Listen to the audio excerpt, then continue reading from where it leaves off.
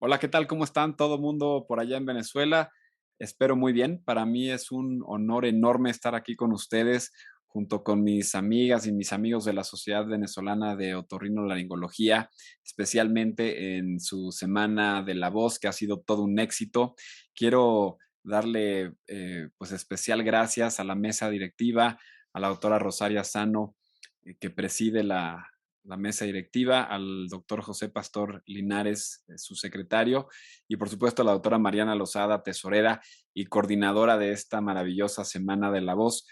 Yo soy Fermín Subiaur, soy laringólogo de la Ciudad de México y como les decía, pues me siento honrado de estar aquí con ustedes y poder compartir algo de lo que a mí me apasiona, que es la laringología, la cirugía laringea y los trastornos de la voz. Y pues en esta ocasión me han pedido que dé este tema que a mí me encanta y tiene que ver con el uso del láser en la cirugía laringea, que es un tema que puede uno decir, bueno, pues si yo no soy laringólogo, ¿por qué lo voy a usar? Pero es un tema que creo que aplica a toda la otorrinolaringología, porque todos los que estamos aquí presentes, pues hacemos cirugía de otorrino y en particular, pues la gran mayoría hacemos cirugía de cuerdas vocales. Así que para mí es un gusto estar aquí y saludándonos, aunque sea a distancia desde la Ciudad de México.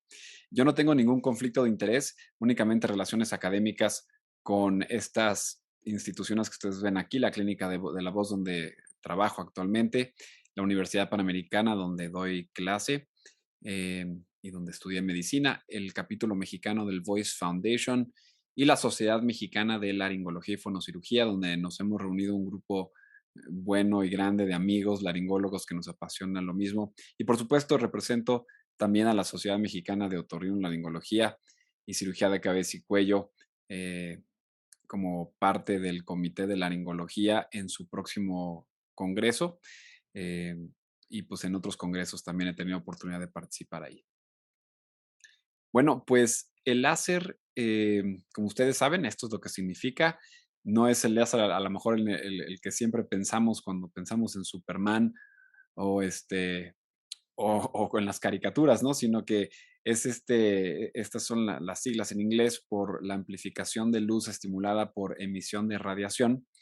Y pues bueno, mucho de lo que van a ver aquí es algo de lo que es como un resumen de lo que pueden leer en este artículo que se publicó ya hace muchos años, fíjense, 2012, pero sigue estando vigente mucho de lo que tratamos aquí. Es un artículo que publiqué en conjunto con el doctor García Palmer y el doctor Héctor de la Garza. Y pues bueno, ahí hablo de mucho de la experiencia que empezamos a tener en la clínica de la voz con el láser, específicamente el láser KTP, desde el 2008, que fue el año que empezamos a usar láser KTP en la Ciudad de México y la evolución que tuvimos prácticamente 10 años después, ya que después de esto pues empezamos perdón, principalmente el láser azul. Lo que es interesante es que el, la otorrinolaringología es la primera especialidad quirúrgica donde se reconocen las características del láser CO2 para empezar a hacer tratamientos y se empieza a aplicar de situaciones clínicas de manera rutinaria. Así que la otorrino fue pionera, la especialidad, nuestra especialidad, fue pionera en el uso del láser quirúrgico, antes que muchas otras especialidades. Y hubo una evolución interesante desde diferentes médicos que empezaron a usar diferentes tipos de energía, como el láser de rubí, el láser N de vidrio, láser de argón en los 60s. Pero fue realmente Kumar Patel en los 60s que empezó a describir de manera ya más importante el uso de CO2 en en la interacción con diferentes tejidos laringeos. Y fueron ya Yaris Trulli que empezaron a hacer experimentos como tal en la medicina. Lo que sabemos del CO2, pues es el láser que más conocemos porque es el que más se ha estudiado desde su espectro infrarrojo y la longitud de onda. Y pues estos fueron los primeros equipos de láser CO2 que eran unas cosas gigantescas. Ahí yo creo que yo cabía ahí adentro, ahí escondido, ni se diga mis hijos, probablemente los dos caben ahí, y llegaba a un wattaje máximo de 50 watts. El doctor Giza Jacob fue realmente pionero también en su rama cuando empezó a hacer pruebas con laringes cadavéricas y empezaron a ver esta interacción del láser CO2 con los tejidos humanos. Y fue después, una vez que sacaron la pieza de mano de Bredemeyer, que es esta pieza que se adapta a la mayoría de los microscopios y que actualmente se sigue usando en diferentes microscopios donde se adapta esta pieza de mano para poder disparar el láser CO2. Este es el doctor Gisa Jeko que empezó a hacer experimentos con láser en laringes caninas y ya prácticamente con perros anestesiados. Entonces empezó todo en la otorrino con la microcirugía laringea, de ahí se empezaron a hacer tratamientos con el carcinoma laringio y después se empezó a usar para otras cosas como amígdalas, cavidad oral y nariz y senos paranasales. Entonces, la evolución de láseres o de energías láser son mucho de lo que ustedes pueden ver ahí, desde argón, Nd:YAG, tulio, etcétera. Y después es cuando llegan los láseres fotoangiolíticos, que son los que usamos principalmente ahora en el mundo de la laringe. Y estos láseres fotoangiolíticos empezaron con el láser PDL, que es el láser de colorante pulsado, después KTP y por último ahora el más reciente, el que más está en boga y el que más, digamos que va ganando más fama y uso en el mundo, es el láser azul o también llamado True Blue Laser. Yo como lo veo, a mí me gustan mucho los deportes y el tenis es uno de ellos, yo como lo veo es que ha sido como una evolución de las raquetas de tenis, ¿no? A lo largo del tiempo, donde teníamos como muchas diferencias entre cuando se usaba una mano a cuando se usaba una pala de madera y finalmente llega la raqueta como la conocemos. Entonces, para mí, estos eran los láseres en general, pero para la laringe, el mundo cambió cuando llegaron los láseres de fibra fotoangiolíticos, como los que vamos a ver aquí. Entonces, estos láseres de fibra fotoangiolíticos, si bien podemos saber que la base de la raqueta es la misma con sus cuerdas y su estructura y pueden ir cambiando los materiales, pues lo mismo pasa con estos láseres donde empezamos con PDL, KTP, azul y seguramente en varios años vamos a poder ir agregando nuevos tipos de energía láser basados en fibra y que sean fotoangiolíticos. Esta tabla a mí me parece muy importante porque resume y nos enseña de manera muy clara qué es lo que buscamos en un láser, ¿no? ¿Qué es lo que estamos buscando? ¿Cómo interactúa cada láser con los diferentes tejidos? Fíjense aquí, circulados son los que se han usado en la laringología y los que he tenido oportunidad de usar.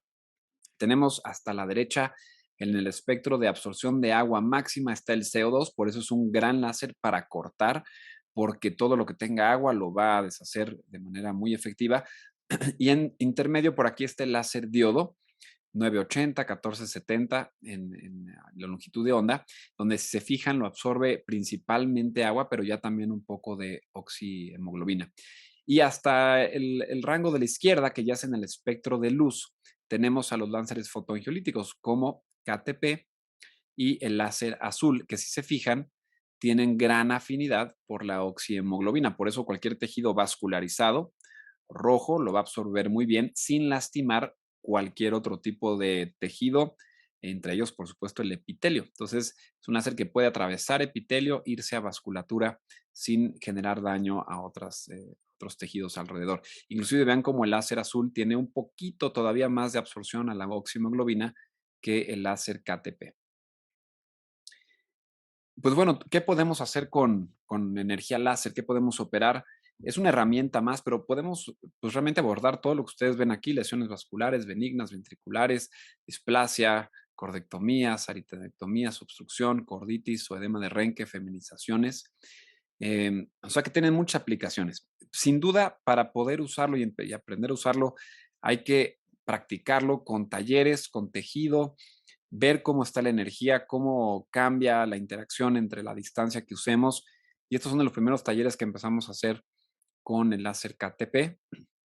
Este es también módulos de microcirugía laringea. En este caso aquí estamos usando un láser diodo, que esta es la consola del láser diodo, que ya vieron ahí su espectro de absorción. Y esta es la máquina, digamos que original, que se usó muchos años del láser KTP, que era una máquina un poquito más grande. De ahí evolucionó con otra empresa, con láser KTP, con esta consola que era un poquito más práctica. Y finalmente ahora la consola que usamos para el láser azul es todavía más pequeña, muy práctica de movilizar de un lado para el otro y nos da la oportunidad también de tenerla cercana a torres de endoscopía para poder hacer procedimientos con anestesia local. La primera vez que hicimos un taller, de hecho, de láser azul, fue en El Salvador, en un congreso en El Salvador me invitaron a dar un taller de láser y fue la primera vez que usamos láser en cirugía, en vivo. Y esto fue como la transición natural, digamos, que del KTP al láser azul, porque la transición fue amigable, porque los dos se transmiten de manera muy similar por fibra, como la que ven aquí, y esta puede ir a través de piezas de mano o bien a través de canal de trabajo. No quiere decir que el láser CO2 no tenga fibra, se diseñó una fibra para láser CO2 con la intención de poder usarse también en canales de trabajo, especialmente con anestesia local, pero no hay que perder de vista que aunque se transmita por fibra, sigue siendo el mismo tipo de energía, ¿ok? Con la misma capacidad de corte y de absorción por agua. Una de las cosas que me parece increíble de los láseres fotoangiolíticos, esto se diseñó principalmente este artículo cuando se hablaba mucho del KTP, es que en la microestructura del pliegue vocal tenemos unas fibras de anclaje que, digamos, unen o anclan la lámina propia de la membrana basal de la cuerda vocal o del pliegue vocal. Y estas pequeñas fibras de anclaje, que son las que ven aquí, el láser fotoangiolítico las desprende o las deshace y eso hace que uno pueda separar de manera más fácil cualquier tejido que esté pegado al epitelio o el epitelio como tal de la lámina propia, que es finalmente la estructura que tenemos o que queremos siempre proteger. En cuanto a protección se refiere, pues hay diferentes cosas que nosotros podemos hacer con los pacientes, siempre hay que tenerlos bien protegidos. Hay unos lentes como estos que pueden proteger bien la cara y los ojos, pero digamos que esta es la manera como yo habitualmente protejo a mis pacientes, ya con el laringoscopio puesto, el protector de dientes, pongo una gasa húmeda en ojos, después una compresa húmeda que cubra por completo la piel de la cara, otra compresa húmeda inferior a esta y encima de esto los campos quirúrgicos. Ahora, fíjense cómo no tengo bata quirúrgica. Esta es una cirugía que se puede hacer solamente con guantes, pero siempre es importante mantener nuestro campo quirúrgico limpio, presentable. Soy yo muy obsesivo con estas cosas y trato de siempre tener un orden quirúrgico para que nada se me vaya a pasar y este no es la excepción, ¿no? Que quede un campo, digamos que limpio y presentable y seguro para el paciente y para la gente que estamos en quirófano. También importante la protección inferior a los pliegues vocales con algún cotonoide, alguna gasa, todas húmedas, para proteger no solamente la subglotis, sino también el tubo endotraqueal y el globo. Y por supuesto, no menos importante que eso, es los lentes del cirujano, que debemos de tener todos siempre ahí listos y protegernos a nosotros mismos también. Este es de los casos donde yo antes usaba CO2. Este es un caso, pues como muchos de los casos que siempre enseñamos, ¿no? Para uso del láser, que son los papilomas. Y el láser este es con esta pieza de mano de Breyer que uno realmente lo controla a distancia. Obviamente las nuevas generaciones de láser CO2 son mucho más elaboradas que esas, puede uno disparar en diferentes formas y con diferente foco, pero digamos que la energía es muy buena, es muy amigable para disecar como si fuera un instrumento de corte y se puede combinar con técnica fría como lo vieron ahí. Yo, sin embargo, rápidamente hice la transición al láser de fibra. Este es el láser azul, el True Blue Laser, que se transmite directamente por fibra, y este sería el láser KTP, que se fija en lo que cambia es el color, porque depende del espectro de luz en donde se encuentre cada una. También importante aquí es que, si se fijan, yo no tengo lentes de protección acá, porque aquí se le debe de poner un filtro que pone la empresa láser para proteger los ojos del cirujano. Así que esa pieza, si ustedes empiezan a hacer cirugía con láser, que no se les vaya a olvidar a la empresa que les mande el láser, porque si no van a quedar viendo lucecitas verdes o azules por muchos días, cosa que no suena muy sano que digamos. Esta es una comparación entre láser KTP y láser azul a la derecha, azul, izquierda KTP, de pacientes que hemos tratado en la clínica. Lo que me gusta mucho de los láseres fotoangiolíticos es lo que ustedes ven ahí, y es que atraviesa el epitelio y, como les decía, solo lo absorbe lo rojo o la oxihemoglobina en este caso. Entonces vean cómo los vasos sanguíneos se van prácticamente desapareciendo sin lastimar el epitelio. Ahora, por supuesto que es posible lastimar el epitelio si subimos mucho la energía o nos acercamos mucho al epitelio con la fibra. Pero por eso es la importancia de practicar y hacer ensayos con talleres y con diferentes tipos de tejidos en el laboratorio. Este es un ejemplo de cirugía con láser KTP y nuevamente papiloma. Aquí primero siempre exploro con endoscopios. Aquí infiltro los pliegues vocales. Y posteriormente, pues vean cómo lo que vamos haciendo es blanquear el tejido y una vez que está blanqueado podemos ir pasando nuestro aspirador para que esa piel, ese epitelio se sale prácticamente como mantequilla por este desprendimiento que yo les platicaba, especialmente con las fibras de anclaje, y nos permite también meter un endoscopio, ya sea angulado o 0 grados, 30 grados, para ver los rincones de nuestro pliegue vocal, para que no se nos escape ningún tejido. En este caso, para la papilomatosis laringea, los endoscopios angulados me parecen sumamente útiles, ¿no? Este es otro ejemplo de papiloma, pero con láser diodo. Entonces, fíjense cómo la tecnología es similar porque también se transmite por medio de fibra. Sin embargo, aquí van a ver cómo el tejido se blanquea más porque es un tejido que, digamos, que reseca más piel o epitelio porque está lo absorbe muchísimo el agua. Pero funciona muy similar en el sentido de que poniendo correctamente los parámetros, se blanquea, paso el aspirador y como, pues como mantequilla, yo le digo así a los residentes, debes de sentir que sale como mantequilla esa piel sin ningún tipo de resistencia una vez que está blanco, porque ya blanco quiere decir que no hay vascularidad y que está desprendido de las capas pues más internas, ¿no? Más profundas. Y nosotros somos capaces de quitar prácticamente todo el epitelio de un lado, conservando parte del epitelio acá que no tenía papiloma, y esto se vuelve a epitelizar al 100%.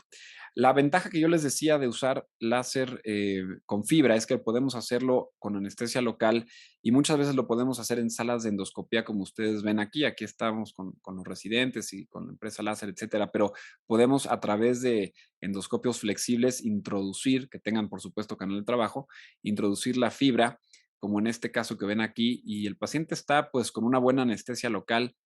Podemos ir disparando el láser mientras el paciente está despierto, estamos platicando con ellos y esto se puede hacer, esta es en una sala de endoscopía cuando hay que monitorizar a los pacientes, pero se puede hacer de igual manera en el consultorio, que es lo que llaman luego en la literatura americana como in-office, ¿no? Que el in-office pues puede ser oficina técnicamente o puede ser en sala de endoscopía. Entonces, lo que nos da ventaja digamos que fuera del quirófano es que nos baja los costos, eh, y digamos que el reposo de voz es menor, aunque la precisión nunca se va a comparar con lo que hacemos en quirófano. O sea que hay que seleccionar simplemente bien a los pacientes. Esta es con anestesia local, pero es un concepto similar donde vamos blanqueando, blanqueando, blanqueando.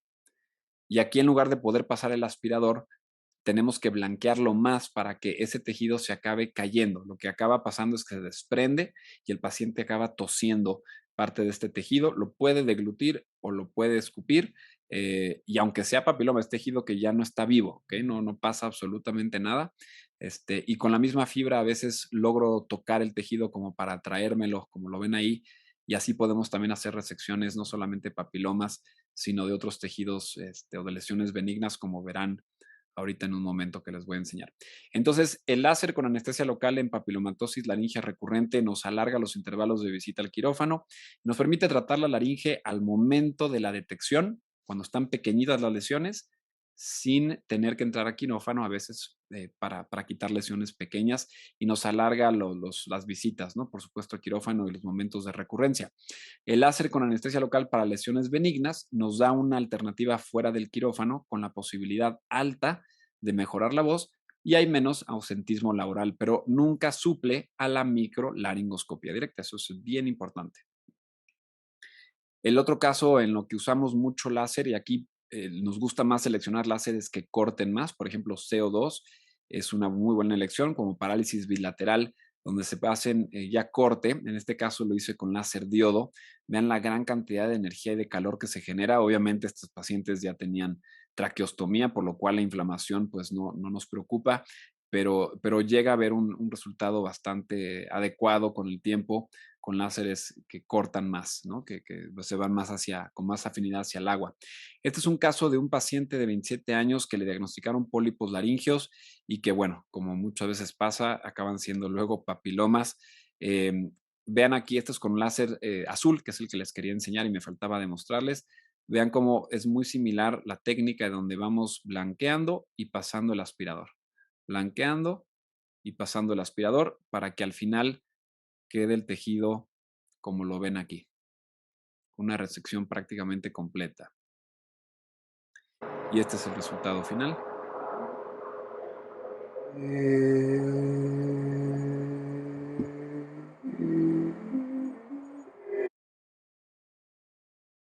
Estroboscopía pre y post, 2 semanas después. Ah, paisajes, desde las cumbres nevadas hasta las costas tropicales. En la región que llamamos Mesoamérica hay diversos paisajes, desde las cumbres nevadas hasta las costas Entonces, el tropicales. índice de discapacidad vocal de algo muy alto, pues realmente baja algo bastante considerable, bueno, funcional. Este es un paciente que tenía un caso interesante. Mira, les voy a enseñar aquí. En Mesoamérica hay diversos paisajes, desde las cumbres nevadas hasta las costas tropicales.